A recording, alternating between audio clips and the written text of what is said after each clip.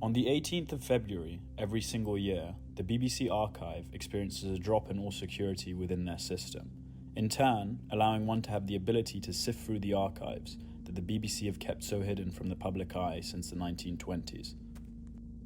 The archive contains a multitude of narratives fully available for the day, from increased resolution documentation of JFK's assassination to the different types of golf swings Donald Trump possesses.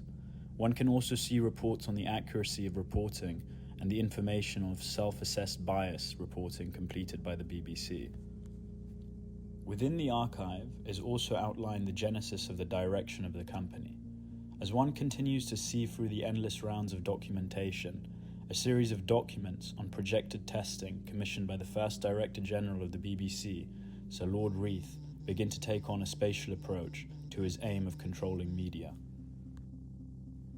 Sir Lord Reith's approach to the BBC and broadcasting in general was marked by a staunch commitment to public service, high standards, and the belief in the power of the media to inform, educate, and entertain. However, with his top-down micromanagement approach, he was compelled to delegate a series of tests within the BBC, placed under the section Media Control and named Listen to Me, No Listen to Me, within the BBC archives. The tests have been translated accordingly. The documentation starts with technical tests that range from the analysis of collective memory on profound moments within Western media's display of them, with the most impactful being an analysis of the feedback received by the viewer from the JFK assassination. What was seen as the implication for Reith in this case was the analyses completed based on how the physical elements of the television responded to the display of the moving image and audio. With this in mind, the BBC had a monopoly on domestic media in the 20th century, but not even an inch of power within the television production industry, and therefore, tests moved on to creating apparatuses that would affect existing screens. Reith's aim of reducing the bias of the BBC is in turn what caused the media company to grow such a reliable name in the latter half of the 20th century. However, one begins to question whether the authority and agency and control being completed in the way he was doing so was in turn creating a dictatorship quality within the BBC. In other words, one must be in complete control to allow actual truth to be reported. This concept was firstly tested through Reith's projected commission of the Media Box, which essentially was constructed as a space to view different narratives from specific viewpoints, and once viewed together, the viewer would start to distinguish the fake news that was being displayed.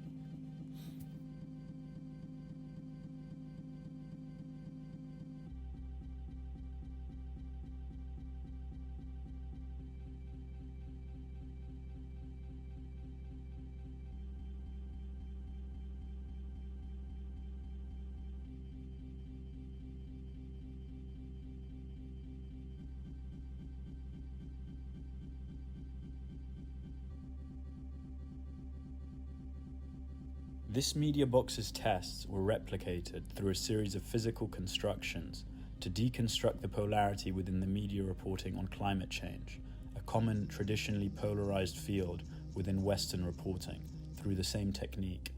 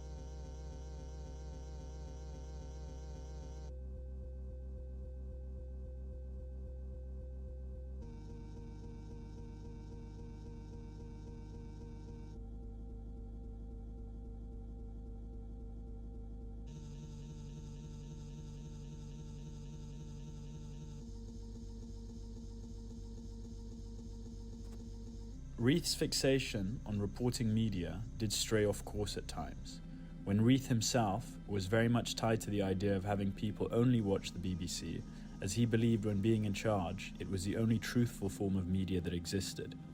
Therefore, a series of tests, which were described in note format in the BBC archives, were recreated in contemporary settings. These tests followed the specific body movements and eye movements of individuals as they would watch screens, within domestic settings and in public settings.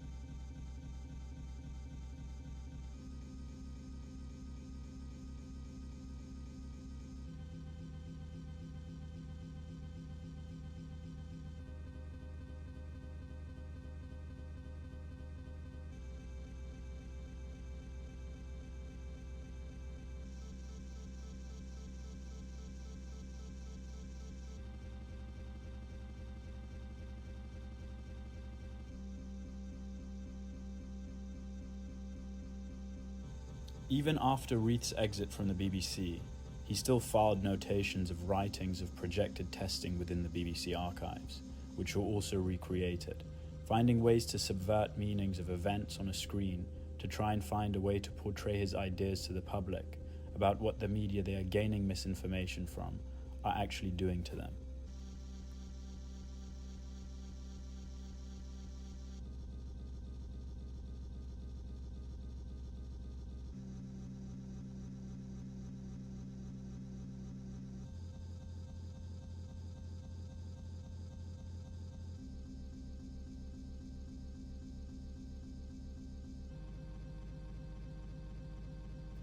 In the early 1970s, Reith had fallen ill and died shortly after, causing a multitude of information on ideology control within media to have fallen away. This is mirrored by the downfall of his motto, inform, educate, and entertain, as well as the increase in bias of Western media broadcasting. However, found deep within the BBC archives is the unsolicited donation of Reith's previous residence in Westminster, 6 Barton Street, to be used as a site of control from this feared attack on the truth. Projected notations of interventions within the house were recreated.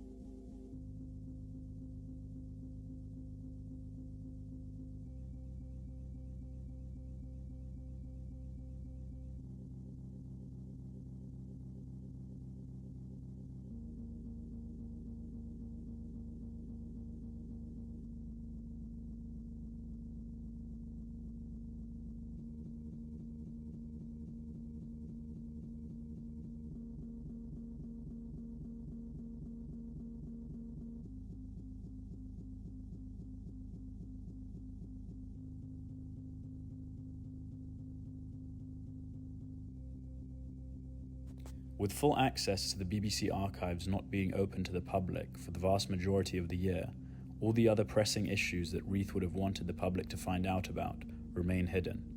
This, in turn, has caused a greater misrepresentation in any form of presentation, from TV broadcasting, social media posting, project presentation, and word of mouth, as people tend to believe the narratives they are presented with.